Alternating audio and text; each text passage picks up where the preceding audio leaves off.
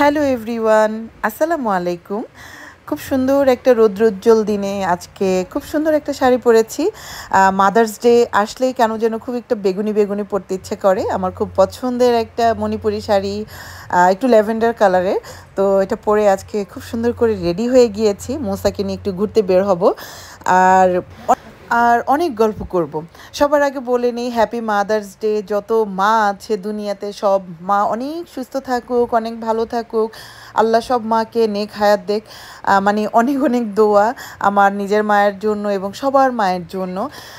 এই দুনিয়ায় যার মা বেঁচে আছে তার মতো মানে সম্পদশালী এবং মানে বড়লোক আর কেউ নাই। সো সব মায়েদের জন্য অনেক অনেক দোয়া। এই যে মুসার স্কুল থেকে হ্যাপি মাদার্স ডের একটা প্রপস বানাইছে। এটা হচ্ছে গিয়ে কি অনেকটা টিউলিপের মতন, মানে হাত দিয়ে একটু রং করেছে, বাট এটা মানে লুকস লাইক টিউলিপ। তো যাই হোক, মুসা হওয়ার পরে আমার জীবনেও মা হওয়ার মানে স্বাদটা আমি মানে উপভোগ করছি। কিন্তু এই জার্নিটা খুব বেশি একটা খুব সহজ ছিল তা না। হ্যাঁ, প্রত্যেকটা মায়ের এই মা হয়ে যাওয়ার গল্পটা হচ্ছে কীরকম জানেন, যে মানে এর চেয়ে মধুর কষ্ট, হ্যাঁ, আর হয় না। অনেক কষ্ট, বাট এর চেয়ে মধুর কষ্ট আর মানে দুনিয়াতে মনে হয় নাই। মানে আমি আমার জীবনের শিক্ষা দিয়ে বলতেছি। সো এর জন্য ভাবলাম যে আজকে অনেক গল্প করব মাদার্স ডে যেহেতু, আমার মা হয়ে ওঠার গল্পটা আজকে বলবো সবাইকে। আর আমি জানি যে প্রত্যেকটা মায়েরই মা হয়ে উঠতে অনেক কষ্ট, কিন্তু এক একজনের জার্নিটা এক এক রকম। হ্যাঁ, এক একজনের ব্যথাটাও এক এক রকম, এক একজনের গল্পও এক এক রকম। সো আজকে আমার গল্পটা একটু করে শেয়ার করব।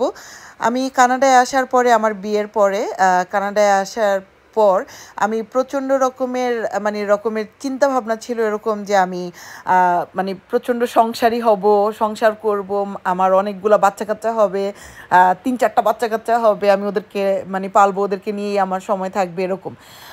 অনেকেই যেটা করে যে বিদেশে আসলে সে যেখানেই হোক, কানাডা হোক আর যেখানেই হোক, এসেই মনে করে যে ক্যারিয়ার করব, পড়াশোনা করব, টাকা কামাবো, এই করব সেই করব। মানে আমার নিজের চোখে দেখা। সো আমার ভিতরে ওই ফিলিংসগুলোই ছিল না, আমার ভিতরে ফিলিংসটাই ছিল এরকম যে আমি খুব মজা করে সংসার করব, খুব বাচ্চা কাচ্চা পালবো, ঠিক আছে, অনেকগুলো এরকম। তো আমরা আজকে চলে আসছি হচ্ছে টরন্টো বটানিক্যাল গার্ডেনে। এখানে আজকে শনিবার, তো প্রচণ্ড ভিড় ছিল, 4-5 বার রাউন্ড দিয়েও আমরা কোনো পাই নাই, পার্কিং পাচ্ছিলাম না। তো যাই হোক, অনেক পরে আমরা একটা পার্কিং পেয়েছি।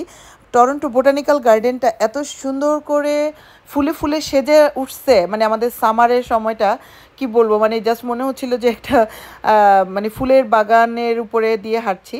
তো যারা আর কি সময় পাবেন টরন্টো বোটানিক্যাল গার্ডেনে ঘুরে আসতে পারেন, এখানে প্রচুর টিউলিপ হয়েছে। আমরা টিউলিপ দেখতে যাব ভাবছিলাম, তো আর দূরে গেলাম না, এই টরন্টো বোটানিক্যাল গার্ডেনেই চলে আসছি। ফুল দেখতে দেখতে অনেক গল্প করব, ঠিক আছে। তো যাই হোক, তো যা বলছিলাম যে যার এক বাচ্চা তারও একরকম কষ্ট, আবার যার অনেকগুলো বাচ্চা তাদেরও এই এক এক রকমই কষ্ট। সো বাচ্চা হওয়াটা এক একটা মা জানে যে এই জার্নিগুলো কীরকম হয়। আর আমার মুসা হওয়ার আগে আমার প্রায় 2টা থেকে 3টা রকমের অ্যাক্সিডেন্ট ছিল, মিসক্যারেজ ছিল। এটা কি বলবো, এগুলো যে কী পরিমাণ ডিপ্রেসিং। মানে আমি যখন সংসার জীবনে পা দিয়েছিলাম তখন থেকে আর কি, যেহেতু এগুলোর ভিতর দিয়ে কেউই প্রথম প্রথম যায় না, সবাই ফার্স্ট ফার্স্ট যায়। আর যেহেতু আমার মানে ফ্যামিলি, আমার আম্মা, আমার আপন বলতে কেউ ছিল না, আপন বলতে শুধু আমার হাজব্যান্ড ছিল। তো আরও ডিপ্রেসিং ব্যাপার ছিল। আমি এই কানাডার দেশে এসে এইসব অ্যাক্সিডেন্টলি সমস্যার ভিতরে পড়ে প্রচণ্ড রকমের ডিপ্রেশনে পড়ে গিয়েছিলাম, এবং তার ফলাফল হিসাবে আমার শরীরে অনেকগুলো মানে রোগ মানে বাস করা শুরু করছে। High blood pressure, high diabetes, high মানে কি বলবো, সব কিছু হাই হাই হয়ে গেছে, কোলেস্টেরল সব কিছু। তো এইগুলো মুসা হওয়ার আগেই হয়েছে, এবং সাথে আরও মানে প্যারাযুক্ত হয়েছে যে আরও 2-3টা মিসক্যারেজ ছিল সব মিলে। তো আমি ফাইনালি এমন একটা পরিস্থিতিতে চলে গিয়েছিলাম যে আল্লাহর সাথে আমার মানে আমি প্রতিদিন কথা বলতাম যে আল্লাহ আমাকে, আমার সাথে মানে যুদ্ধ করতাম, আমি ঝগড়া করতাম আল্লাহকে, আমি বলতে বলতে কাঁদতাম, হাসতাম, অভিমান করতাম, সব কিছু মানে মোটামুটি ছিল আল্লাহর সাথে যে আমাকে মানে আমাকে একটা বাচ্চা দিতেই হবে, নাহলে আমি পাগল হয়ে যাব, এরকম একটা পরিস্থিতি। মানুষের মানে অন্য অন্য মানুষের বাচ্চা কাচ্চা নিয়ে, যেরকমই আমার এমনিতে পার্সোনালি আমি পার্সোনাল লাইফে বাচ্চা খুবই পছন্দ করি, ছোট ছোট বাচ্চা খুবই পছন্দ করি। তো আমার একটা অনেক ছিল। তো যাই হোক, আল্লাহ পাকের কাছে হয়তো বলতে বলতে আল্লাহ পাক আমাকে একদমই হাত ভরে গিফট করা বলে না, উপহার দেওয়া বলে না, যে দুনিয়ার বুকে একটা উপহার তোকে দিলাম, এরকম একটা অবস্থা। তো আমাকে আমার মুসা দিছে। অ্যান্ড দেন আমার মুসা, কি বলবো, আমার অনেক যুদ্ধ গেছে মুসাটা হওয়ার সময়। আমার অনেক ফাইট করতে হয়েছে আমার সুগারের সাথে, হাই মানে ডায়াবেটিসের সাথে, প্রেশারের সাথে। এবং টোটালি হচ্ছে কি একা একা, লাইক আমার পাশে তখন কেউই ছিল না। আপনি একা একটা মানুষ, যে রান্না করা, খাওয়া দাওয়া, নিজেকে মানে নিজেকে এই রোগগুলা থেকে দূরে রাখা, সব মিলে এটা একটা ফাইটিং পিরিয়ড ছিল আমার জন্য। অ্যান্ড দেন আমি খুব ধৈর্য ধরে এবং আল্লাহকে ডাকতে ডাকতে এই ফাইটিং পিরিয়ডটা আমি অনেক সুন্দর করে পার করছি। এবং সত্যি কথা যেটা, এটা কোনো মানে না যে আমি অনেক বিচার দিচ্ছি বা এরকম টাইপের না। আমি আমার ফুল প্রেগনেন্সিটা এত বেশি এনজয় করার চেষ্টা করছি, মানে বলার বাহিরে। আমার কাছে মনে হয়েছে যে এটা এক ধরনের নিয়ামত এবং আমার জীবনের সবচেয়ে ভালো নিয়ামত। আমি এটাকে এটার প্রত্যেকটা সেকেন্ড আমি আমি ইভেন ব্যথা পাচ্ছি বা আমার কষ্ট হচ্ছে, আমি ওইটাকেও আমার জীবনের একটা প্রচণ্ড নিয়ামত হিসাবে নিয়েছি। তো আল্লাহ পাক হয়তো আমার ভিতরে অতখানি শক্তি, সাহস, অতখানি মানে ধৈর্য দিছে। তো তার জন্যই হয়তো আল্লাহ আমাকে এত সুন্দর একটা ছেলে দিয়েছে, আলহামদুলিল্লাহ। তো এই বোটানিক্যাল গার্ডেনে ঘুরতে ঘুরতে এই জায়গাটাতে এসে আমি অনেকখানি থামায় গেছি। মানে এইখানে একটা ঝর্ণা টাইপের আছে, এর শব্দটা এত সুন্দর। আপনারা যারা যাবেন,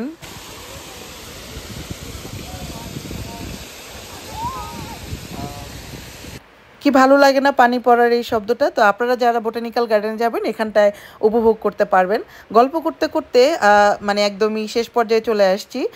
অ্যান্ড দেন আরেকটা নিয়ামত বলি, যে আমার কাছে মনে হয় যে আমার যেই পরিমাণ ফাইটিং পিরিয়ডটা গেছে, আমি শুধুমাত্র মানে কেন যেন মনে হয় যে আমি কানাডাতে ছিলাম বোধহয়, এই কারণে আমি অনেক আরও বেশি পারছি। একা ছিলাম, বাট আমার যেই ডাক্তার বলেন, আমার যেই মেডিসিন বলেন, বা আমার যেই এখানকার যেই মেডিকেল সিস্টেমটা, ওইটা আমাকে যে পরিমাণ হেল্প করছে, মানে বাংলাদেশ থাকলেও হয়তো আমি জানি না এই ফাইটিংটা করতে পারতাম কি না। আর 10 জন মানে মানুষ পাশে থাকলেও এটা খুব বেশি অনেক ইম্পর্ট্যান্ট একটা জিনিস। সো যাই হোক, যারা যারা মা হয়েছেন তাদের অবশ্যই শুভেচ্ছা, যারা যারা মা হবেন তাদের জন্য অনেক শুভকামনা। আর যাদের অনেকগুলো বাচ্চা আছে তারা তো মানে অনেক লাকি, আমি অবশ্যই বলবো। আমার আমার হাই ডায়াবেটিসের কারণে বা আমার হেলথের কারণে আমি আর জানি না, আমি আল্লাহ হয়তো দিলে হবে, আর না হলে আর কি করার, আল্লাহ পাকই জানে সব কিছু। আল্লাহ পাক জানে ভালো খারাপ সব কিছুই। তো মাদার্স ডে উপলক্ষে অনেক গল্প করে ফেললাম। মুসা হওয়ার একটা বাচ্চা, তো তাও আমি গল্প করার অনেক কিছু পাইছি। আগে যখন মানুষজন গল্প করতো নিজের মা হয়ে ওঠার, তো তখন হা করে বসে বসে শুনতাম আর চিন্তা করতাম যে আমি কবে বলতে পারবো। তো ফাইনালি একটু হলো কষ্টের হোক বা আনন্দের হোক, আমি আমার লাইফে এই সুন্দর সময়টাকে এনজয় করছি, বলতে পারছি এখন সবার সাথে। আর এই তো আমাদের বিশাল খানাপিনা, আজকে নতুন একটা রেস্টুরেন্টে খেতে গিয়েছিলাম সব মিলে। বাট রেস্টুরেন্টে কোনো মানে ভ্লগ করতে পারিনি, মুসা এত রকমের কান্না করতেছিল। তো যাই হোক, এটা একটা টার্কিশ কিউশন ছিল, খুবই সবই মানে কাবাব টাইপের খাবার। তো এখন খাবার খাই, অনেক গল্প করলাম, অন্য সময় অন্য আবার গল্প করবো না। ভালো থাকবেন। আপনাদের আমার গল্প ভালো লাগলে একটা করে কমেন্টস করে দিবেন। আল্লাহ হাফেজ।